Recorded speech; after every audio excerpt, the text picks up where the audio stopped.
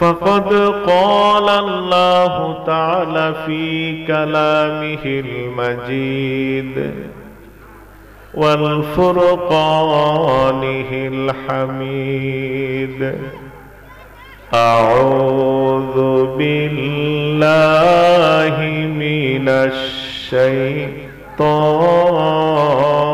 الرجيم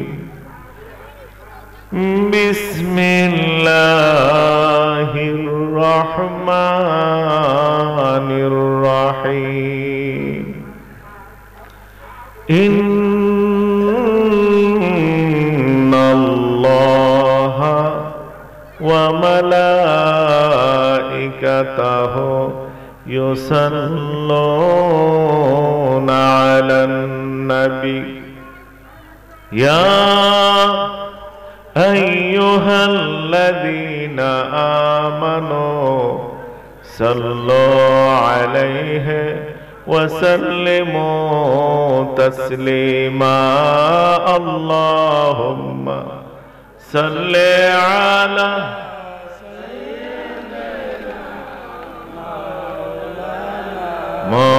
محمد وعلى سيدنا مولانا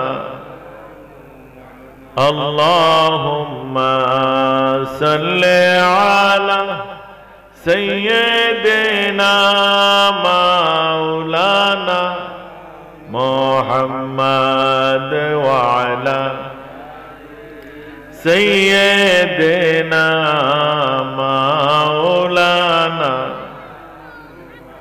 محبت পড়েন দরুদ হইয়া নবীজির দেওয়ানা محبت পড়েন দরুদ হইয়া নবীজির দেওয়ানা ভাগ্যে থাকলে যাইতে পারো ভাগ্যে থাকলে যাইতে পারো ওই যে সোনার মদিনায় আল্লাহুম্মা সাল্লি আলা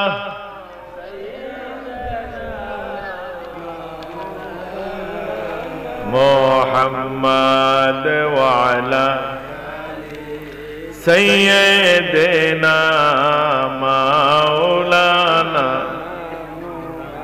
بلغ العلا بكماله كشف الدجى بجمال حسنت جميع خصال صلوا عليه আজ চিকনপুর হযরত ইমাম হাসান হুসাইন রাদিয়াল্লাহু তাআলা আনহুমা যুব সংগঠনের উদ্যোগে 14তম সুন্নি মহাসম্মেলনের সম্মানিত সভাপতি জনাব হাজী আব্দুল গনি সাহেব চিকনপুর,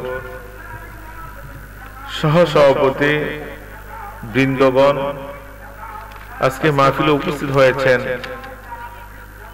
আমার অত্যন্ত মহব্বতের হযরত মাওলানা মুশাররফ হোসেন হেলালি সাহেব, পীর সাহেব হাক্কানিয়া আঞ্জুমান হেলালিয়া মুজাদ্দিদিয়া দরবার শরীফ ঢাকা, এছাড়া বিভিন্ন দিক থেকে আগত উলামায়ে কেরামগণ, বিভিন্ন গ্রাম থেকে ছুটে আসা দিনদার ইমানদার আশিক রাসূল, তরিকতপন্থী বৃন্দ, পর্দার আড়ালের মা ও বোনেরা, আমার আবেগপূর্ণ সালাম গ্রহণ করুন। আসসালামু আলাইকুম ওয়া রাহমাতুল্লাহি ওয়া বারাকাতুহু। ঠিক আছে, লক্ষ কোটি শুকরিয়া মহান রাব্বুল আলামিনের দরবারে, যিনি আমাদেরকে অসংখ্য ব্যস্ততময় সময় রেখে এই কনকনা শীতে পবিত্র সুন্নি মহাসম্মেলনে আসার এবং বসার তৌফিক দিয়েছেন। তাই আমরা একনিষ্ঠভাবে হৃদয়ের আবেগ অনুভূতি উজাড় করে বলিষ্ঠ কণ্ঠে শুকরিয়া তান সবাই জুড়ে শুরু বলে আলহামদুলিল্লাহ। আপনারা মাহফিল শুরু থেকে এই পর্যন্ত অনেক উলামায়ে কেরামদের কাছ থেকে ওয়াজ নসিহত শুনেছেন। আমার পরেও আরো সুনাম ধন্য ওলামায়ে কেরামগণ ওয়াজ নসিহত করবেন। আমি বেশি সময় আপনাদেরকে কষ্ট দেব না, কারণ আমি গতানুগতিক বক্তাও নই। একজন বক্তা হিসেবে যেই ধরনের গুণ যোগ্যতা থাকা দরকার, একজন দাঈ আল্লাহ যেই ধরনের এই ইলম থাকা দরকার, সাধ্য সাধনা থাকা দরকার, আমার কাছে কোনো কিছুই নাই। কিন্তু মানুষ ফান্দার দরবারকে ভালোবাসে, মহব্বত করে। এই ভালোবেসে যখন আমাদেরকে স্মরণ করে, তাদের ভালোবাসার সাড়া দিতে গিয়ে আমরা মাহফিলে আসি। আমি প্রায়শই বলে থাকি, এই যে একটা মাইক, এই চেয়ারটা অত্যন্ত ওজনদারি চেয়ার, কারণ এই চেয়ার থেকে দিন সম্পর্কে বিভিন্ন ডিরেকশন দেওয়া হয়, যাতে মানুষেরা দিনের বিভিন্ন বিধিবিধান মেলে দিনদার হতে পারে, ঠিক না? দেখুন, আমাদের সমাজের মধ্যে ওয়াজ অনেক হয়, কিন্তু বড় দুঃখের বিষয়, পরিতাপের বিষয়, এতগুলা মাহফিল হওয়ার পরও আমাদের সমাজের কোনো পরিবর্তন নাই, ঠিক না? যেই পরিমাণ আমাদের অঞ্চলে মাহফিল হয়, যেই ধরনের সমাজ ব্যবস্থা হওয়ার কথা, এই ব্যবস্থা এখন আছে। বরঞ্চ আজ থেকে 30 বছর আগে, 40 বছর আগে মাহফিল হইতো কম, মানুষ বড় ভালো ছিল, ঠিক না? এমনও কিছু মুরব্বী ছিলেন যারা জীবনে মাদ্রাসা বারান্দায় যায় নাই, যারা জীবনে হাদিস শরীফ খুলে নাই, যারা জীবনে তাফসীর খুলে নাই, যারা জীবনে ইলমে ফিকহের কোনো জ্ঞান নাই, কিন্তু তারা আল্লাহ ওয়ালাদের সোহবতে থেকে রিয়াজ ও সাধনার মাধ্যমে আল্লাহ এবং আল্লাহর হাবিবের সাথে এমন সম্পর্ক তারা তৈরি করছিল, তারা যখন আল্লাহর দরবারে হাত তুলতো, তাদের হাত আল্লাহ ফিরিয়ে দিতেন না, ঠিক না? কিন্তু আমাদের ডজনের পর ডজন আমরা মিলে জিলে কান্নাকাটি করে আল্লাহ দোয়া কবুল করে না। এর মূল কারণ আমাদের ইমানই শক্তি কমে গেছে। এই জন্য আমি আল্লাহর রাস্তে বলি, আমল করার চেষ্টা করবেন, আমল দরকার।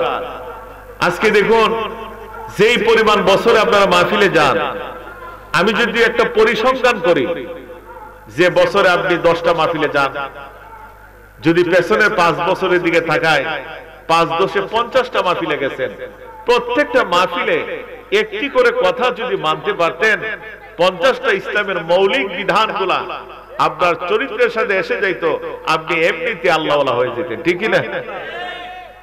এই জন্য বলি, দেখুন এই মাহফিলগুলো কেন করে, এই মাহফিলগুলোর উদ্দেশ্যটা কি? এই মাহফিল কমিটির উদ্দেশ্য হচ্ছে যাতে আমরা একটা মাহফিল করব, বাংলাদেশের সুনাম ধন্য ওলামায়ে কেরামগণ আসবেন, তারা কোরআন সুন্নাহর কথাগুলো বলবে, মানুষ মানবে, মানুষ মেনে দিনদার হবে, ঠিক না? কিন্তু আমরা মানি না, মানা দরকার। দেখুন, অত্যন্ত একটি কঠিন সময়ের মধ্যে আমরা বাস করতেছি, বড় কঠিন সময়। এমন একটা সময়ের মধ্যে আমরা বাস করতেছি, যেই সময়টা জ্ঞান ও বিজ্ঞানের চমৎকার সোনালী যুগ। এত সোনালী যুগ থাকা সত্ত্বেও আমি বলি যে আমরা অত্যন্ত একটি কঠিন সময়ের মধ্যে বাস করতেছি। এর কারণ, যখন আমাদের ব্যক্তি জীবন, পারিবারিক জীবন, সামাজিক জীবন, রাজনৈতিক জীবন, অর্থনৈতিক জীবন, জাতীয় জীবন, আন্তর্জাতিক জীবন, প্রত্যেকটা প্রেক্ষাপট যখন আমরা কোরআন সুন্নাহ দিয়ে বিচার বিশ্লেষণ করি, তখন ভয় লাগে ঈমান নিয়ে কবরে যাইতে পারবো কিনা, বড় ভয় লাগে। এই জন্য আমি কয়েকটা নসিহতমূলক কথা বলবো। আজকে এই মাহফিলে আসার কথা আমার ছিল না, কিন্তু আমার দরবারে অনেক একনিষ্ঠ মানুষ, তারা বড় চাপ দিচ্ছেন। এই মাহফিল কমিটির লোকেরা বামই গিয়ে এত আন্তরিকতা দেখাইছেন, আমি না করতে পারি নাই। এদের চাপে আসছে, আমার কিন্তু আরো 2টা প্রোগ্রাম আছে, প্রোগ্রাম অ্যাটেন্ড করতে হবে। আমি বলছি আমি যাব, একটু দোয়া করে চলে আসবো, হুজুর আপনি আসেন। এই সুবাদে আমার আশা, আমার আরো 2টা প্রোগ্রাম আরো যেতে হবে। এই জন্য আমি মৌলিক কয়েকটা নসিহতমূলক কথা বলবো, যে আমি প্রায়শই বলে থাকি যে অত্যন্ত কঠিন সময়, এই সময়টাকে কাজে লাগা। দেখুন, জীবনের বেশ একটা সময় আপনি পার করে ফেলছেন, জীবনের একটা বেশ সময় আপনার কাছ থেকে চলে গেছে, যতটুকুই আছে ততটুকুই কাজে লাগান। আজকে দুনিয়ার পেছনে আপনি দৌড়তেছেন, দুনিয়ার পেছনে দৌড়ে কি লাভ? দুনিয়ার পেছনে দৌড়লে দুনিয়াবি কিছু হাসিল হয়, টাকা পয়সা, ধন দৌলত, বাড়ি গাড়ি, আর কোনো কিছু না। যখন আপনি দুনিয়ার সফর শেষ করে যখন কবরের পথে যাত্রী হবেন, দুনিয়াতে যা কিছু আপনি অর্জন করছেন এইগুলা কি আপনার সাথে যাবে? যাবে না। দুনিয়াতে যে নেক আমলগুলা করবেন এই আমলগুলো আপনার সাথে যাবে, আর কোনো কিছু যাবে না। এই জন্য আল্লাহর দাসত্ব গোলামি করা দরকার। আল্লাহর দাসত্ব গোলামি করেন, নামাজটুকু পড়বেন, নামাজটুকু পড়বেন। নামাজ সকল ইবাদতের মূল। নামাজবিহীন কোন ইবাদত বন্দেগী আল্লাহ পাক কবুল করে না। নামাজ পড়তে হবে। আজকে বড় দুঃখ লাগে, এই যে ওয়াজ নসিহতে আমাদের সমাজে যে কাজ হচ্ছে না, এটার প্রমাণ মসজিদগুলা। এই প্রমাণ মসজিদগুলা শুধু এক ওয়াক্ত নামাজের মধ্যে মুসল্লির বড় ভিড় থাকে, যেটা জুমার নামাজ। জুমার নামাজের সময় আপনি মসজিদে জায়গা পাওয়া যায় না। অনেক মসজিদ আছে বারান্দায় জায়গা পাওয়া যায় না, বাহিরে নামাজ পড়তে হয়। কিন্তু জুমার ওয়াক্ত গেলে আর সারা সপ্তাহের ভিতরে এই মুসল্লি আর মসজিদে খুঁজে পাওয়া যায় না, ঠিক না? আমরা হয়ে গেছি জুমার নামাজের নামাজি। এই জন্য আমি আল্লাহর রাস্তায় বলি 5 ওয়াক্ত নামাজ পড়তে হবে। নামাজ সকল ইবাদতের মূল। নামাজবিহীন কোন ইবাদত বন্দেগী আল্লাহ কবুল হয় না। আপনি নামাজ না পড়ে যদি প্রতি রাত মাহফিল আসেন, মাহফিল আসার কোনো সার্থকতা নাই। আপনি নামাজ না পড়ে যদি পীরের বাড়ির বছরের পর বছর পড়ে থাকেন, কোনো লাভ নাই। নামাজ পড়ে যদি যত জনকল্যাণমূলক কাজ করেন, কোনো কিছুই লাভ নাই। নামাজ আপনার পড়তে হবে, ঠিক না? এই জন্য নামাজ পড়তে হবে। আজকে আমার বড় দুঃখ লাগে, এই জুমার নামাজ ছাড়া যখন আমরা মসজিদে ঢুকি, এক কাতার দু কাতার মুসল্লি হয়। আহা, বোঝা যায় এই অঞ্চলে মুসলমান আছে কিনা সন্দেহ আছে এই ওয়াক্তি নামাজের মধ্যে। এই জন্য আমি আল্লাহর রাস্তায় বলবো, নামাজ পড়বেন। আমার কাছে আমি প্রায় সময় এই হাদিসটা বলে থাকি। আমার কাছে অনেকে এসে বলেন যে হুজুর আমাদের জন্য দোয়া করেন, আমি বিপদে আছি, আমার ব্যবসা বাণিজ্য লাভবান নাই, আমি শত্রুতা আক্রমণের পরে আছি, খাস করে দোয়া করেন। আমার রিজিকের ব্যবস্থা নাই, আমার রুজির মধ্যে বরকত নাই। আমি বলে থাকি, মিয়া সাহেব আপনি নফল নামাজ বেশি পড়েন। নফল নামাজ, ফরজ নামাজের পাশাপাশি যত নফল নামাজ পড়বেন, আল্লাহ আপনার রিজিকের দরজা খুলে দিবেন। সুবহানাল্লাহ। একজন সাহাবী নবীজির দরবারে গেলেন, গিয়ে বলেন, ইয়া রাসূলুল্লাহ আমি অত্যন্ত ক্ষুধার্ত, আমার খাবারের কোনো ব্যবস্থা হচ্ছে না, আমি আমার পরিবার পরিজনের মুখের মধ্যে খাবার তুলে দিতে পারতেছি না, আপনি আমার জন্য দোয়া করেন যাতে আল্লাহ আমাকে রিজিকের ব্যবস্থা করে দেন। আমার নবীজি বলেন, যাও তুমি নফল নামাজ বেশি পড়ো, তাহাজ্জুদ নামাজ পড়ো, নামাজের মাধ্যমে আল্লাহ তোমার রিজিকের ব্যবস্থা করে দিবেন। সুবহানাল্লাহ। সাহাবী নবীজির কথা আত্মবিশ্বাস নিয়ে উনি চলে গেছেন বাড়িতে। বাড়িতে যাওয়ার পর গভীর রাত আল্লাহু আকবার করে দাঁড়ায় গেছেন। তার বিশ্বাস, আমার নবীজি বলছেন সালাতের মাধ্যমে, নামাজের মাধ্যমে রিজিকের ব্যবস্থা হবে, অবশ্যই হবে, এতে কোনো সন্দেহ নাই। এই চিন্তা করে আল্লাহু আকবার বলে দাঁড়িয়ে গেলেন। দাঁড়িয়ে যাওয়ার পর 2 রাকাত নামাজ শেষ করার পরে ডানে বামে তাকায়, খাবারের ব্যবস্থা হচ্ছে কিনা নাই। তারপর আবার 2 রাকাত নামাজের পরে ডানে বামে তাকায়, না রিজিকের ব্যবস্থা হচ্ছে না। তারপর আবার 2 রাকাত। এইভাবে যখন উনি 8 রাকাত নামাজ চলমান, হঠাৎ দেখে ওনার ঘরের মধ্যে কি যেন একটা কেরকের শব্দ শুরু হয়ে গেছে। সুবহানাল্লাহ। ওনার নামাজ শেষ হওয়ার পরে উনি খুঁজতে শুরু করলেন, এই অবস্থা কোথায় হচ্ছে। উনি খুঁজতে দেখেন ওনার ঘরের কোনায় একটা জাতা আছে, যেটাকে চাক্কা, ওই আগের যুগের মানুষ 2টা পাথরের ভিতরে গম দিয়ে এইভাবে ঘুরায় আঠা বানাইতো। একটা পরিত্যক্ত একটা চাক্কা ওনার ঘরের মধ্যে আছে, জাতা আছে। এটা কারণ রিজিকের ব্যবস্থা নাই, এটা অযত্নে পরে ময়লায় আচ্ছন্ন হয়ে গেছে। দেখে যেটা অটোমেটিক ঘুরতেছে আর কেটকে শব্দ হইতেছে, তখন ভাবলেন যে কিভাবে ঘুরে, এটা তো মানুষে ধরে না, কেউ সহযোগিতা করে নাই, ইলেকট্রিসিটির কোনো সিস্টেম নেই, এটা ঘুরতেছে কিভাবে। তখন শুধু ঘুরেই না, নিচেদের তাকায় দেখে কুদরতিভাবে আল্লাহ আটা বের করতেছে। সুবহানাল্লাহ। লোকটা এই বিষয় দেখে তার ঘরের মধ্যে যতগুলা বস্তা ছিল, ভল ছিল, ডেক ছিল, ঠিক আছে, যতগুলা আসবাবপত্র ছিল সবকিছু ভরছে, ড্রাম ভরছে, ব্যাগ ভরছে, সালা ভরছে, বস্তা ভরছে, ভরার পরে আর কোন জায়গা নাই। তারপর ভাবলো যে আটাটা কোথা থেকে আসে, কারণটা কি? তখন এই লোকটা এই জাতাটার মধ্যে ধরলো, ধরার সাথে সাথে ঘূর্ণি বন্ধ হয়ে গেছে। তখন সে ভাবলো যে আমার তো আর আটা দরকার নাই, হয়ে গেছে। ঘূর্ণি বন্ধ হলে আমার আইসি গেছে কি আনন্দ উল্লাস। রাতের বেলা খুব আত্মতৃপ্তি ভাবে তারা খাবার দাবার খাইছে। সকালবেলা নবীজির দরবারে হাজির হওয়ার পরে নবীজি মুস্কি এসে বলেন, কিরে কি ব্যবস্থা? রিজিকের ব্যবস্থা হয়েছে? ইয়া রাসূলুল্লাহ হয়েছে। কিভাবে হয়েছে? লোকটা বর্ণনা দিতেছে, আপনি বলছেন আমি নামাজ পড়তে, আমি নফল নামাজ শুরু করে দিলাম, তাহাজ্জুদের নামাজে দাঁড়ালাম 2 রাকাত, কোনো সিগন্যাল নাই। তারপরে আরো 2 রাকাত, সিগন্যাল নাই। তারপরে আরো 2 রাকাত, সিগন্যাল নাই। 8 রাকাতের মাথায় আমার ঘরে একটা শব্দ হচ্ছে কেরকের করে। আমি খুঁজে বের করলাম, আমার একটা পরিত্যক্ত জাতা ছিল, এই জাতাগুলা ঘুরতেছে। তারপরে কি? জাতার নিচ দিয়ে আটা বের হইতেছে। তারপরে কি করছো? আমার ঘরের মধ্যে আটা সংরক্ষণ করার মতো যা কিছু ছিল সবকিছু ভরছি, সবকিছু ভরছি। তারপরে কি করছো? কয়টা দেখছি তুলা দিয়ে কুদা দেখে আসে। আমার নবী বলে, সাহাবী তুমি যদি এটা না ধরতা, কিয়ামত পর্যন্ত এই জাতা দিয়ে আল্লাহ কুদরতিভাবে আটা বের করতেন। সুবহানাল্লাহ। দেখেন, সালাতের মাধ্যমে, নামাজের মাধ্যমে আল্লাহ পাকের কাছে সাহায্য চাইলে আল্লাহ ফিরিয়ে দেন না। আজকে আপনার চাকরি নাই, ও বেকার যুবক ভাই, আপনি গভীর রাতে তাহাজ্জুদ নামাজে সিজদা দিয়ে আল্লাহর কাছে কাঁদেন। আপনার রিজিকের ব্যবস্থা নাই, গভীর রাতে তাহাজ্জুদে নামাজে সিজদা দিয়ে কাঁদেন।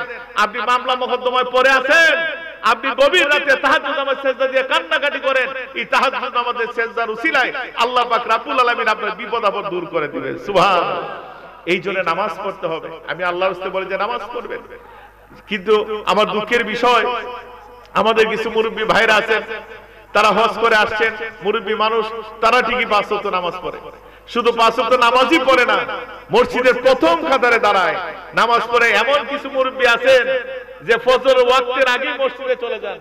ইমাম সাহেবের ডেকে তুলেন, যে ইমাম সাহেব উঠেন, ইমাম সাহেব বলে আরো আধা ঘন্টা সময় আছে, এখন আজানের সময় ছিল, আর উঠেন, বাড়িতে তো ঘুমে ধরে না। এই দেখেন, আমি আপনাদেরকে বলি, আপনি ঠিকই এই ফজরের সময় আধা ঘন্টা আগে মসজিদে চলে গেছেন, কিন্তু আপনার ছেলে নাক ডেকে ঘুমাইতেছে, আপনার মেয়ে নাক ডেকে ঘুমাইতেছে, আপনার বিবি ঘুমাইতেছে, কিন্তু তাদেরকে নামাজের জন্য প্রেসার ক্রিয়েট করলেন না, নামাজের জন্য তাকে চাপ প্রয়োগ করলেন না। দেখুন, আল্লাহ পাক রব্বুল আলামিন আপনাকে একা একা নামাজ পড়ার জন্য বলে নাই। আল্লাহ বলছে ইয়াকিমুস সালাত, তোমরা নামাজ প্রতিষ্ঠা করো। নামাজ প্রতিষ্ঠা করার জন্য আল্লাহ পাক রব্বুল আলামিন আপনাকে দায়িত্ব দিয়েছেন। এই যে পরিবার পরিজনকে আপনি নামাজ পড়তে বাধ্য করলেন না, বেনামাজি অবস্থায় তারা যত গুনাহ কামাই করবে, অভিভাবক হিসেবে এইগুলো আপনার আমলনামার মধ্যে উঠবে। এই জন্য নিজেকে বাঁচাই তুলে নামাজ পড়া লাগবে না, নামাজটুকু পড়বেন। আল্লাহর রাস্তায় বলে যায়। তারপর আমি আল্লাহর রাস্তায় বলে যাই, যে যে সিলসিলা অধীনে আছেন, যে যে পীরের সহবতে আছেন, তরিকতের সাধনা করেন। তরিকতের সাধনা ছাড়া, তরিকতের রিয়াজত ছাড়া আপনার পরিবর্তন হবে না। আজকে তরিকতের সাধনা নাই। আজকে মানুষ মাত্র নাম মাত্র মুরিদ হয়। মানুষ মনে করে পীর মুরিদের সম্পর্ক হচ্ছে, আমার পীর আমার বাড়িতে আসলো, তার দেশে মুরগ জব হইরা খাওয়াইলাম। আমার পীর আসলো, তার পকেট করে টাকা পয়সা দিলাম। আমার পীর নির্দেশ করলো, বাৎসরিক মাহফিলের মধ্যে ডাল চাল লয়ে গেলাম। এইগুলা পীর মুরিদের সম্পর্ক না। পীর মুরিদের সম্পর্ক হচ্ছে, আমি মুরিদ হইছি, আমার আল্লাহর সাথে সম্পর্ক হওয়া লাগবে। আমি মুরিদ হইছি, আমার আল্লাহর হাবিবের সাথে সম্পর্ক হওয়া লাগবে। ঠিক কি না? এইগুলা হচ্ছে, এই সম্পর্ক না হওয়ার পেছনে হচ্ছে আমরা রিয়াজত করি না, সাধনা করি না। আজকে মিয়া সাহেব, আপনি দাবি করেন আপনি কাদরিয়া তরিকার মুরিদ, 10 বছর হয়ে গেছে। আপনি মুরিদ, আপনি দাবি করেন চিশতিয়া তরিকার মুরিদ, আপনি 11 বছর হয়ে গেছে, কিন্তু আপনার নামাজের সাথে সম্পর্ক না। এমন লোক আছে না? ভুরি ভুরি আছে। আজকে দাবি করেন আপনি কাদরিয়া তরিকার মুরিদ, নামের সোশ্যাল কাদরি লাগান, বাদানাই লাগান, আমরাও লাগাই, কিন্তু আপনি নামাজের সাথে সম্পর্ক নাই। তাহলে বোঝা যাচ্ছে বড় পীর সাহেবের সাথে আপনার কোনো সম্পর্ক নাই। ঠিক না? বড় পীর আব্দুল কাদের জিলানী রাহমাতুল্লাহ আলাইহি জীবন কর্ম তালাশ করে দেখেন, বড় পীর আব্দুল কাদের জিলানী রাহমাতুল্লাহ জীবনে নামাজ ছাড়েন নাই। খাজা মঈনুদ্দিন চিশতি রাহমাতুল্লাহ আলাইহি জীবনে 71 নামাজ কাজা করে নাই, আর আপনার মসজিদের সাথে সম্পর্ক নাই। তাহলে আমরা বুঝে নিব যে আপনি লেভেল দিবেন কাদরিয়া, ভিতরে যা আছে সব মন গড়া। ঠিক কি না? আপনি নামাজ ছাড়া উপায় নাই। আজকে বুজুর্গরা কি সাধনা করছে আপনি কি জানেন? কি জানেন মিয়া সাহেব? মুরিদ হয়ে গেলে কি মুরিদের কাজ শেষ না? আপনি কি মনে করেন বড় পীর আব্দুল কাদের জিলানী রাহমাতুল্লাহ আলাইহি উনি মাদারজাতুলি ও ওলি, উনার জীবনী পড়লে পাওয়া যায় উনি একটানা 20 বছর সাধনা করছেন। সুবহানাল্লাহ। খাজা ওয়ালি চিশতি রাহমাতুল্লাহ আলাইহি বহু আল্লাহ ওয়ালাদের সহবতে গেছেন, শুধু ওনার একজন পীর উসমান হারনি রাহমাতুল্লাহ আলাইহি খানকাহ শরীফের মধ্যে বসে 15 বছর সাধনা করছেন। সুবহানাল্লাহ। তরিকা সাধনা না, সাধনা যদি না করেন আপনার মধ্যে পরিবর্তন আসবে না। আজকে প্রত্যেকটা তরিকার ওজিফা আছে, প্রত্যেকটা তরিকার ওজিফা আছে। কাদরিয়া বলেন, চিশতিয়া বলেন, নকশবন্দিয়া বলেন, মুজাদ্দিদিয়া বলেন, সমস্ত তরিকার মুরাকাবা আছে, মুশাহাদা আছে, জিকির আছে, ফিকির আছে, ওজিফা আছে, দুরূদ শরীফ আছে। এইগুলা যদি আপনি আমল না করেন আপনার মধ্যে প্রতিক্রিয়া ঘটবে না। আজকে দেখেন নামাজের কথা বললে আপনার রাগ উঠে, যদি বলা হয় মিয়া মসজিদ আজান হচ্ছে চলো মসজিদে যাই, তখন আপনার মধ্যে অনেক বাহানা, আমি ফরতাছি আইতাছি। যখন বেশি চাপ দেন আরে আইও নামাজের মধ্যে খতর নামাজ গেছি হয় না রাখ গে, এবং বেশি চাপ দিলে হয় ও বাবা তুই যে নামাজ পড়েছিস বুঝাস না কি। এর অর্থ হইল নামাজের কথা বললে তার ভালো লাগে না, নামাজের কথা বললে তার বিরক্ত লাগে, নামাজের কথা বললে তার কষ্ট লাগে।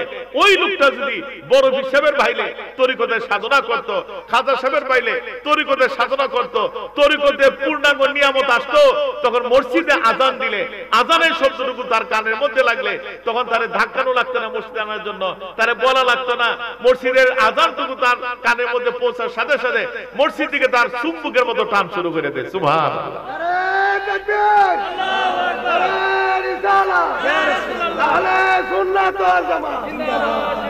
দেখুন আপনি তরিকতের সাধনা করেন, প্রকৃত সাধনা করেন। আমি আল্লাহর রাস্তে বলি, আপনি কাদরিয়া বলেন, চিশতিয়া বলেন, নকশবন্দিয়া বলেন, মুজাদ্দিদ বলেন, সমস্ত তরিকার মৌলিক 4টা কাজ আছে, 4টা কাজ আছে। 3 ওয়াক্তে তরিকতে কাজ করা লাগে, একটা ফজরের পর, একটা মাগরিবের পর, একটা এশার পর। এই 4টা কাজ কি? প্রথম হচ্ছে সবরে সানি, যেটাকে আমরা ফাতিহা শরীফ বলি। সূরা ফাতিহা 3 বার, সূরা ইখলাস 10 বার, দুরূদ শরীফ 11 বার। তারপর একটা সবরে সানি করি। কেন করি? এই সবরে সানির মাধ্যমে রূহানি জগতে বুজুর্গদের সাথে একটা সম্পর্ক তৈরি হয়। সুবহানাল্লাহ। তারপরে আমরা 2 নাম্বার কাজ হচ্ছে আমরা জিকির করি। জিকির 2 রকম, একটা হচ্ছে জিকরে জলে, একটা হচ্ছে জিকরে কফি। একটা আওয়াজ দিয়ে জিকির, একটা নীরবে জিকির। আওয়াজ দিয়ে জিকির কিভাবে পড়ি? যেমন 1 জরবি জিকির, 2 জরবি জিকির, 3 জরবি জিকির, 4 জরবি জিকির, নফিয়াজ ফাজের জিকির, ফাসান ফাজের জিকির, কালমা শরীফের জিকির। এই জিকিরগুলো আমরা আওয়াজ দিয়ে পড়ি। আবার জিকরে কফি আছে, কফি শব্দ তো নিস্তব্ধ, অন্তর দিয়ে আল্লাহ স্মরণ, যেটাকে আমরা মুরাকাবা বলি। এই 2 সিস্টেমে বড় বিষয় জিকির করছে। কিন্তু এখন কি এই জিকির আছে? সমাজের মধ্যে কত জিকির হইছে, ফাল্লায়ের জিকির, বয়ার জিকির, ডিজিটাল জিকির, ভাইরাল জিকির। এই জিকিরের সাথে বড় বিষয়ে কোনো সম্পর্ক নাই।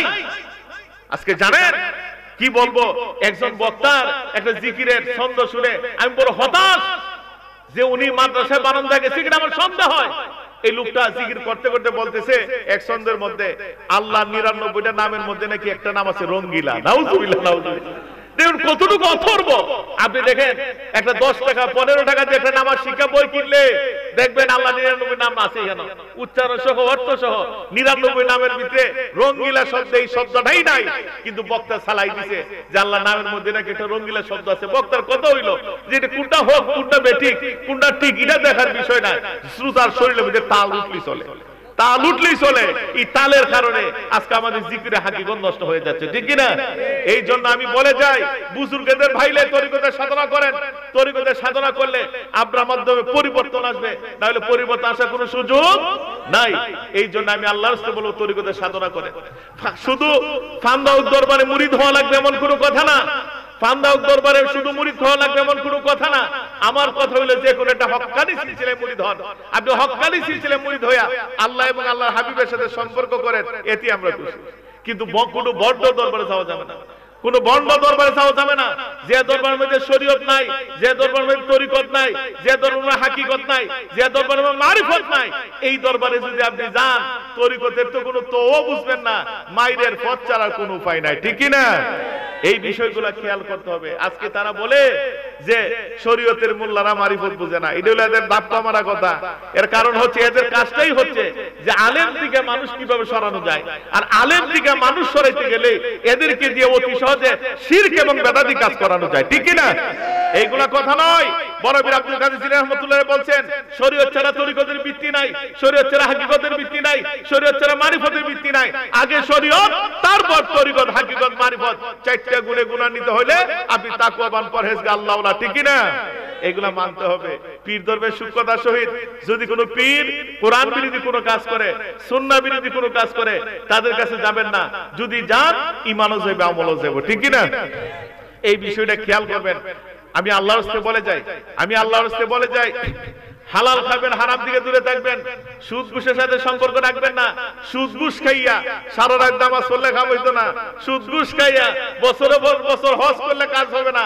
নামের আগে হাজি লেখন যাইব, নামের আগে হাজি লেখন যাইব, কিন্তু হজ আল্লাহর দরবারে কবুল হইতো না। এই শুধু হারাম সুদ ঘুষি নয়, ভাই বলে হক নষ্ট করা যাবে না, ওজনে কম দেওয়া যাবে না, খাদ্যে ভেজাল মিশানো যাবে না।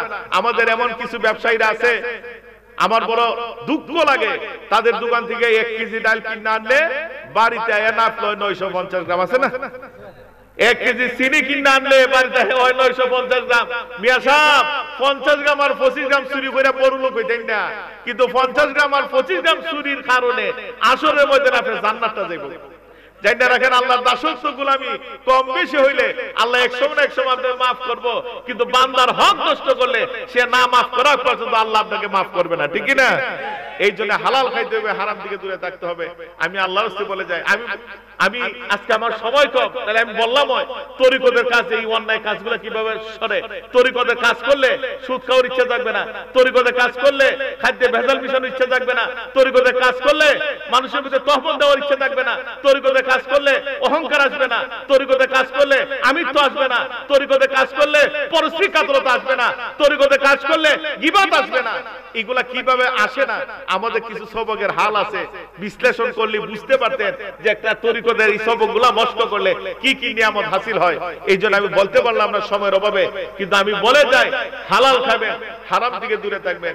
তারপর আমি আল্লাহর রাস্তায় বলে যাই, যাদের মা বাবা আছে মা বাবার খেদমত করবেন। ই মা বাপরে বাদ না দিয়া ফান্দাউক দরবারে বছর পর বছর ফিরে থাকলে কোন লাভ হইতো না। মা বাপরে বাদ দিয়া ফান্দাক সবার মধ্যে ডাইল চাইল বস্তার পর বস্তা নিলে কোনো কাজ হবে না। মা বাপ বড় নিয়ামতের বিষয়, মা বাপ বড় নিয়ামতের বিষয়। মা বাবার সন্তুষ্টি অবশ্যই অর্জন করতে হবে। মা বাপকে কষ্ট দেওয়া যাবে না, তাদের সাথে তর্ক করা যাবে না, তাদেরকে আলাদা করা যাবে না, তাদের সন্তুষ্টি অর্জন করতে হবে। যদি সন্তুষ্টি অর্জন করেন, মা বাবা খুশি হয়ে যদি আল্লাহ বলে ডাক দেয়, এই ডাকটা আল্লাহ আরশে আজিমে গিয়ে পৌঁছে। সুবহানাল্লাহ। এই জন্য মা বাবার খেদমত করবেন। আমি আল্লাহর কাছে বলে যাই, কিছুক্ষণ পরে আপনাদেরকে নিয়ে আমি দোয়া করব। এই দোয়া আল্লাহ কবুল করতে পারে, নাও করতে পারে, কিন্তু মা বাবা খুশি হয়ে যদি আল্লাহ করে ডাক দেয়, বন্দুকের গুলি মিস আছে, মা বাবার দোয়া মিস নাই, ঠিক না? এই জন্য মা বাবাকে কষ্ট দেবেন না। এই আমার বালুচরে মৌলানা সাহেব উরফাইন আপনি নিচে বসেন, এমনি আমার বালুচরে মৌলানা সাহেব একটা চেয়ার দেন। আল্লাহুম্মা সাল্লি সাইয়্যিদিনা মাওলানা মুহাম্মদ ওয়া আলা সাইয়্যিদিনা মাওলানা। তারপরে আমি আল্লাহর রাস্তায় বলে যাই, পর্দা মাফিক চলবেন, বেপর্দা চলাফেরা করবেন না। নারী পুরুষের উপর আল্লাহ পাক পর্দা ফরজ করে দিয়েছেন। নামাজ যেমন ফরজ, পর্দা তেমন ফরজ। নামাজ না পড়লে যেমন গুনাহ, পর্দা না মানলে তেমন গুনাহ। আমি আল্লাহর রাস্তায় বলে যাই, আপনার প্রাপ্তবয়স্ক মহিলা আছে, তাকে বুরকা পরান। আপনার মেয়ে স্কুলে যাবে, মাদ্রাসায় যাবে, ইউনিভার্সিটি যাবে, কোনো আমার বাধা নাই। আপনার মেয়ে যাতে পর্দা মাফিক লেখাপড়া করে, এই বিষয়টা আপনি নিশ্চিত করেন। আপনার বিবি যখন ঘর থেকে বের হবে, সে যাতে বুরকা পরে বের হয়, বেগানা পুরুষের সামনে না যায়, এই বিষয়টা নিশ্চিত করবেন। কারণ তারা বেপর্দা অবস্থায় যত গুনাহ কামাই করবে, এগুলা যদি আপনি নিয়ন্ত্রণ না করেন, এই গুনাহগুলো আপনি অভিভাবক হিসেবে আপনার আমলনামার মধ্যে। এই জন্য আমি আল্লাহর রাস্তায় বলি, পর্দা মাফিক চলবেন, বেপর্দা চলাফেরা করবেন না। আল্লাহর রাস্তায় বলে যে আপনারা খোলামেলা জায়গা, এখানে নদী আছে, পুকুর আছে, খোলা নদীতে খোলা পুকুরে, খোলা নদীতে খোলা পুকুরে আপনার প্রাপ্তবয়স্ক মহিলাদেরকে গোসল করেন না। এর চেয়ে নোংরা ব্যায়াম নাই। আপনার মেয়েটা খোলা নদীতে গোসল করে, আর এই নদীর পার দিয়ে ভরপুর সাইতে যায়, এই হাঁটা অবস্থায় আপনার অঙ্গ প্রত্যঙ্গ গুলাতে আপনার মেয়ের দেখতেছে, এর চেয়ে নোংরা বের হইতে পারে না। ও মিয়া সাহেব, আপনার মেয়ে গোসল করে পুকুরও, আরেক বেটা আপনার শরীর, আপনার মেয়ের শরীরটা দেখবে কেন? আপনার নাতিদের শরীরটা আরেক বেটা দেখবে কেন? আমি আল্লাহর রাস্তায় বলে যাই, মেয়েদের পেটটা বড় দামি, এই পেটটা যদি বহু পুরুষে দেখে তার মাধ্যমে আল্লাহ সন্তান আসে না। এই জন্য আমি আল্লাহর রাস্তায় বলে যাই, বলবেন? আচ্ছা, এই জন্য আমি আল্লাহর রাস্তায় বলে যাই, বাড়িতে শুরু করে এগুলো গোসলখানা বানাই, পাক্কা করে না পারলে টিন দিয়ে বানাই, টিন দিয়ে না পারলে দাড়ি দিয়ে বানাই, দাড়ি দিয়ে না পারলে পুরান কাপড় ফেসাইয়া একটা গোসলখানা বানাই, এরপর খোলা নদীতে, খোলা পুকুরে, খোলা খালে আপনার প্রাপ্তবয়স্ক মহিলার গোসল করাই না, করাই না। আমি না করে গেলাম, এটা করাই না। তিনটা শ্রেণীর গুনাহগার বানাইতেছেন। এক নাম্বার, অভিভাবক হিসেবে তাকে যে খোলামেলা জায়গার মধ্যে গোসল করার আপনি সুযোগ দিচ্ছেন, এই জন্য আপনি গুনাহগার হইতেছেন। দুই নাম্বার, যে মহিলাটা খোলামেলা জায়গার মধ্যে গোসল করতেছে, সেও তার অঙ্গ প্রত্যঙ্গগুলোতে পরপুরুষ দেখতেছে, এই জন্য সেও গুনাহগার হইতেছে। তিন নাম্বার, যে লোকটা নদীর পার দিয়ে হেঁটে হেঁটে যাচ্ছে, পুকুর পার দিয়ে হেঁটে হেঁটে যাচ্ছে, শয়তান যে বারবার এই নারীর দিকে তাকাইতেছে, প্রতি তাকানো তাকানো তার চোখের জানা হইতেছে, ঠিক কি না? ও মিয়া সাহেব, খালি শারীরিক জেনাই জেনা না, হাতের জেনা আছে, পায়ের জেনা আছে, চোখের জেনা আছে, কানের জেনা আছে, জেনার ব্যাপক আলোচনা, এগুলো যাচ্ছি না আমি। এই জন্য আমি আল্লাহর রাস্তায় বলে যাই, এই খোলামেলা জায়গার মধ্যে গোসল করবেন না। আর আমি আল্লাহর রাস্তায় বলি, পর্দা মাফিক চলবেন। আজকে আমরা সমাজটা এলোমেলো লেগে গেছে, যারা পর্দা কথা কইতো এরা কয় না, এরা কয় না, বলা দরকার। আমি সম্মানিত ইমাম সাহেব ভাইদেরকে, খতিব ভাইদেরকে বলে যাই, আপনারা মিম্বারে দাঁড়াইয়া পর্দা যে ফরজ, নামাজ যেমন ফরজ, পর্দা যে ফরজ, এই বিষয়ে কথা বলেন।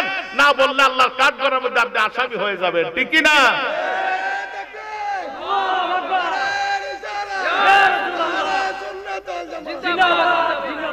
আরেক শ্রেণী আছে, আমরা মতো সাহাবেরা যারা আছে, এই সাহাবেরা মাইকুইটা পর্দার কথা কয় না, কারণ এই সাহাবেরাই পর্দা মানে না, আছে না?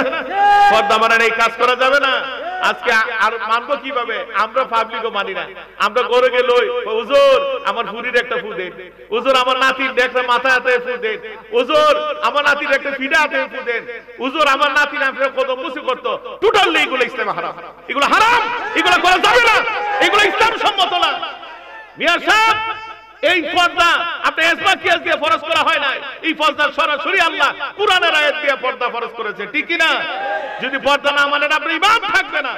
এই জন্য আমি আল্লাহর রাস্তায় বলে যাই, যদি কোন পীর মাশায়েখ আলেম উলামা আসে, তাদেরকে সম্মান করবেন, ইজ্জত দিবেন, প্রয়োজনে দেশি মুরগ জব হয়ে খাওয়াইবেন। আমি আল্লাহর রাস্তায় হয়ে যাই, তারা যদি ফাউগুলা খামরায়, আপনি আপনার ছেলে মিলে টিপা দিবেন, আপনার মেয়ের সামনে দিন না। তারা যদি গোসল করেনি লাগে, আপনি আপনার ছেলে মিলে গোসল করাই দিবেন, তাদের সামনে আপনার নাতিনে দিয়েন না। তারা যদি খাওয়াইতে গিয়ে যদি আজ্ঞায় ফিরচাই দেওয়ার লাগে, আপনি আপনার ছেলে মিলে খাওয়ান, আজ্ঞায় ফিরচাই দিবেন, আপনার বউরের সামনে দিন না। যদি দেন, হয়তো বা পিসাব খুশি হবে, আমার আল্লাহ বেজার হয়ে যাবে, ঠিক না? আমার আল্লাহ বেজার হয়ে যাবে। এই কথাগুলোই বললেই তারা ভালো লাগে না, ভালো লাগে। ওই শরীয়ত থেকে তরিকত আলাদা করে, ওই শরীয়তের মোল্লারা তরিকা বুঝে না।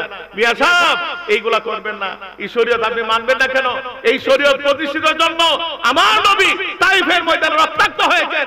এই শরীয়ত প্রতিষ্ঠিত করার জন্য আমার নবী উহুদের ময়দানে দন্ত মুবারক শহীদ করেছেন।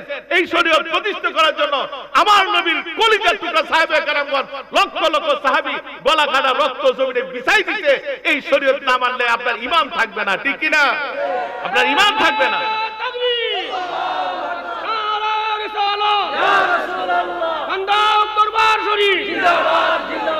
এই জন্য আমি আল্লাহর রাস্তায় বলে যাই, তাদের সামনে দিবেন না। প্রয়োজন তার কাছে তেল ভরা নেই, পানি ভরা নেই, তেল ভরা পানি ভরা ব্যবহার করবেন, সামনে দিয়েন না। যুগটা বালানা, যুগটা বালানা, যুগটা বালানা। ছোট্ট এগুলো ঘটনা হয়ে যায়।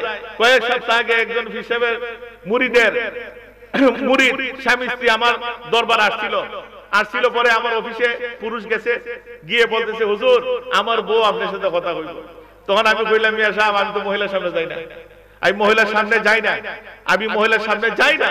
কইছে, হুজুর কথা কওনি লাগবে। তাহলে আমি কইছি, তাহলে মোবাইল দিয়ে কথা কয়। সে যাতে আমার দেখার চেষ্টা না করে, আর এমন স্থানে যাতে না আসে, আমি আমার চোখে যাতে এই মহিলারা না পড়ে। আপনি একটা আড়ালে নেন, নিয়ে তার মোবাইলে কথা বলান। এই মহিলাটা সে ফোনটা ধরে দীর্ঘ সময় কান্নাকাটি করছে। তাই আমি বললাম যে, মা আপনার কি হয়েছে বলেন, আপনি না বললে আমি সমাধান কি দিব? তখন বলে, হুজুর আমি মুখ জায়গায় মুরিদ ইসলাম, আমি নাম বলবো না, এই মুখ জায়গায় মুরিদ ইসলাম। আমি কি হয়েছে? আমি মুরিদ হইছি, আমার পিসাব ফোন দেয়, আমি বাড়িতে যাই খেদমত করি, হঠাৎ একদিন আমার পিসাব আমাকে প্রস্তাব দিছে, আমার শারীরিকভাবে ভোগ করতে চায়, নাউজুবিল্লাহ, ভোগ করতে চায়, বলে যে শুধু এই বলি কেন তো না তা না, আমার স্বামী কোম্পানিতে চাকরি করে, রাতের ডিউটি সব আমার ফোন দেয়, তোর স্বামী কই? কোম্পানিতে চাকরি করে রাতে বেলা, কয়টা কাজ কর, তুই রেডি থাক, আমি আইতাছি। না হুজুর, আপনি আশা লাগবে না, বারবার এইভাবে প্রত্যাখ্যান করতেছে। তখন আমারে বললো যে হুজুর কি করা যায়? আমি সাথে সাথে ফিরে তালাক দেন, সাথে সাথে ফিরে তালাক দেন। পীর পরিবর্তন করার 3টা নিয়ম আছে মুজাদ্দিদ আল ফেজর রহমাতুল্লাহর মতে, 3টা নিয়ম। 1 নাম্বার, যদি পীর সাহেব ইন্তেকাল করেন, তার যদি যোগ্য উত্তরসূরি না থাকে তাহলে পীর পরিবর্তন করা যায়। 2 নাম্বার, যদি পীর সাহেবের দূরবর্তী স্থানে হয়, তার সাথে সহবতে না যাওয়া যায়, তাহলে পীরের অনুমতি ক্রমে পরিবর্তন করা যায়। 3 নাম্বার, যদি পীর শরীয়তি খেলাফ কোনো কিছু করে, পীররা না জিঙ্গে পীর পাল্টানি যায়। তখন আমি বলছি যে আপনি পাল্টাইতে পারেন, কিতা করতাম? আমি বলছি মা, আপনি যদি ইলমে তাসাউফ চর্চা করা লাগে, যে কোনটা হক্কানি সিলসিলা আপনি আপনার স্বামী মিলে মুরিদ হন।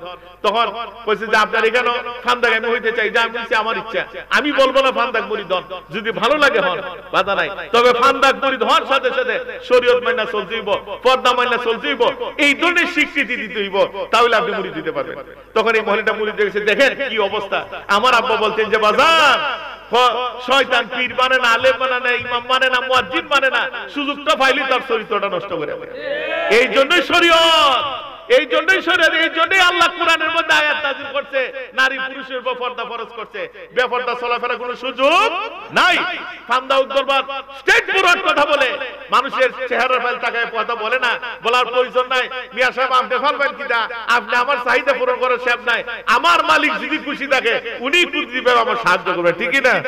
এই জন্য ফান্দা দরবার মাহফিল কুদ জানে না, 1টা 2টা মাহফিল না, এই হক কথা বলার কারণে সারা বাংলাদেশ ব্যাপী ফান্দা দরবার কার্যক্রম চলতেছে।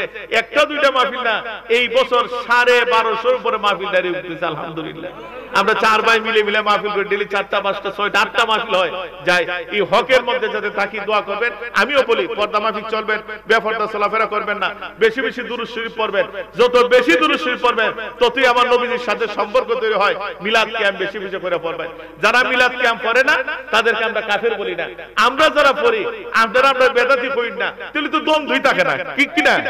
দ্বন্দ্বই থাকে না, আর দ্বন্দ্ব লাগাই আর দ্বন্দ্ব লাগাই না। মুসলমানের মধ্যে দ্বন্দ্ব লাগতে লাগতে ও টুকরা টুকরা ওই তুই মুসলমানের শক্তি কমা যাইতেছে, ঠিক কিনা? এই জন্য আমি আল্লাহর রাসূলের বেশি বেশি দুরূদ শরীফ পড়বেন। দুরূদ শরীফ পড়লে আমার নবীজির সাথে সম্পর্ক হয়। ফান্দাকের মুরিদ যারা আছেন তাদেরকে বলবো আমরা এশার নামাজের পর 500 বার দুরূদ শরীফ পড়ি। দুরূদ শরীফ পড়ে প্রতিদিন দাঁড়ায় দাঁড়ায় আমার নবীকে সালাম দিবেন। যদি এই আমলটাকে করতে পারেন, বেশি দিন লাগবে না, আমার নবীজি দিদার নসিব হয়ে যাবে ইনশাআল্লাহ। আমাদের ফান্দাউক দরবারের মুরিদরা এই আমলটা করার কারণে, তার ঘরের মধ্যে মিলাদ কিয়াম কায়েম করার কারণে অবনতন দূর হইছে, অশান্তি দূর হইছে, নবীজির দিদার নসিব হইছে ইনশাআল্লাহ। এই জন্য এই আমলগুলা করবেন। আমি বলে যাই, আল্লাহ পাক রব্বুল আলামিন আমরা সকলকে কবুল করে সবাই বলে আমিন। ওই আমার সর্দার কইতেছে হুজুর আগের মাহফিল থেকে ফোন আইতেছে। যাক, আমি এখানে শেষ করলাম। আমি একটু দোয়া করব, আপনারা দোয়াতে শরীক হবেন ইনশাআল্লাহ। দোয়ার পরে আপনারা উঠবেন না তো? দোয়ার পরে উঠবেন না তো? কে কে দোয়ার পরে উঠবেন না হাত তোলা দেন। নারায়ে তাকবীর, নারায়ে রিসালাত। বসেন। দেখুন আগামী আমি একটা দাওয়াত দিয়ে যাই। আগামী ফাল্গুনের 1 তারিখ 2 তারিখ 14-15 ফেব্রুয়ারি ফান্দাউক দরবারের সভা। এই সভার মধ্যে আপনারা দাওয়াত দিছি, দাওয়াত কবুল করছেন নি?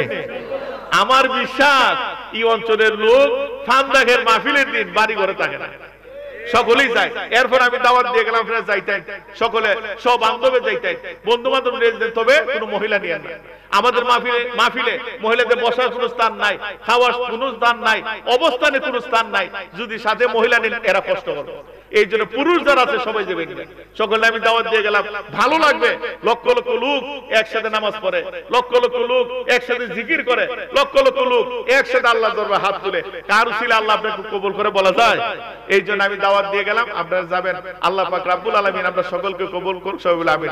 চলুন সংক্ষিপ্ত একটু নবীজির একটু সালাম দেই। ইয়া নবী সালাম আলাইকা, ইয়া রাসূল সালাম আলাইকা, তাফাত মিনহুল বুদুরে বিসনা হোসনি কিমা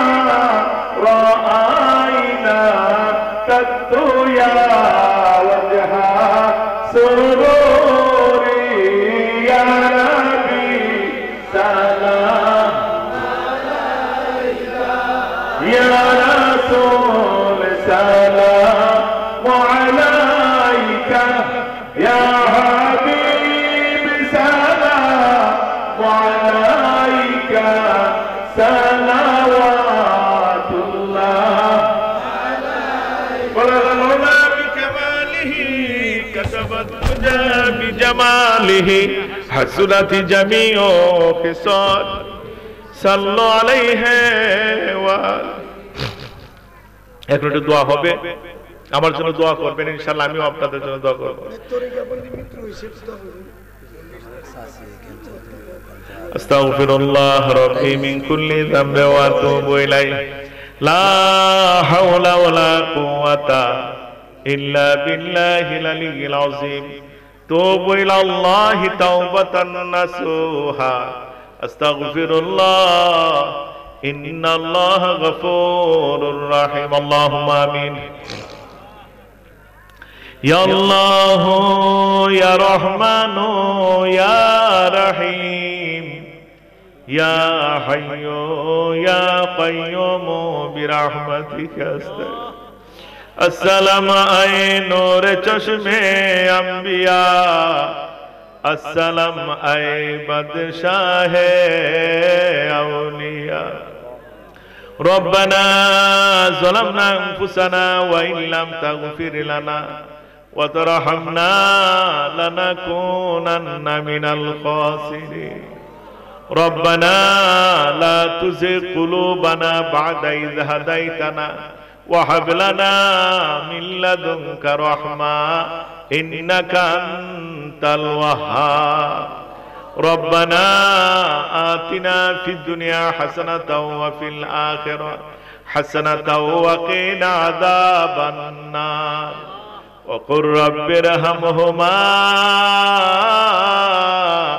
कमा रब्बयानी सगीरा আল্লাহ পাক রব্বুল আলামিন আমি অদম গুনাহগার নিমক হারাম চরম অবাধ্য গোলাম কিছু সময় অগুছালো কথাবার্তা বললাম পবিত্র মিলাদে মুস্তাফা সাল্লাল্লাহু আলাইহি ওয়াসাল্লাম আদায় করলাম এর মধ্যে যত ভুল বিয়াদবি হয়েছে তোমার রহমান ও রহিম নামের খাতিরে maaf করে দাও আমিন যা সব হয়েছে হুজুর পূর্ণ নূর সাল্লাল্লাহু আলাইহি ওয়াসাল্লামের পবিত্র রূহ মুবারকে পৌঁছায়া দাও আহলে বাইত পাক পঞ্জাদন সাহাবা তাবে তাবিন আম্বিয়া کرام আউলিয়া کرام রূহে পাকে পৌঁছায়া দাও আল্লাহ খাস করে বিশ্বের চতুর্দিকে যতগুলা হক দরবার আছে হক সিলসিলা আছে তাদের আউলিয়া এবং তরিকত পন্থীদের রূহে পাকে পৌঁছায়া দাও আল্লাহ খাস করে মুসাফিরে বরাব্বা হুজুর কিবলা রাহমাতুল্লাহ আলাইহি রূহে পাকে পৌঁছায়া দাও দাদা হুজুর কিবলা ফান্দাও কি রাহমাতুল্লাহ আলাইহি রূহে পাকে পৌঁছায়া দাও